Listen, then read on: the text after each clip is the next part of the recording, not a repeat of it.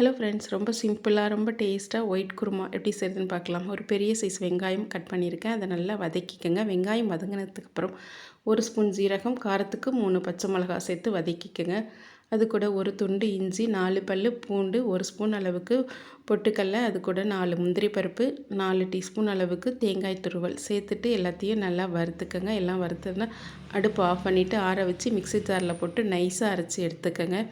அடுப்பில் ஒரு கடாய் போட்டு எண்ணெய் ஊற்றி அதில் மசாலா ஐட்டம்லாம் சேர்த்துக்கோங்க. அதை நல்லா வதக்கிட்டு அது கூட 2 வெங்காயம் கட் பண்ணி வச்சுருக்கேன், அதை வதக்கிக்கோங்க. வெங்காயம் வதங்கினதுக்கப்புறம் தக்காளி இது மாதிரி கட் பண்ணி எடுத்துக்கோங்க. தக்காளி ரொம்ப குழைய வேக வேண்டாம், லைட்டாக தக்காளி வெந்தோன்னு அது கூட அரைச்சி வச்சுருக்கிற விழுதை சேர்த்துக்கோங்க.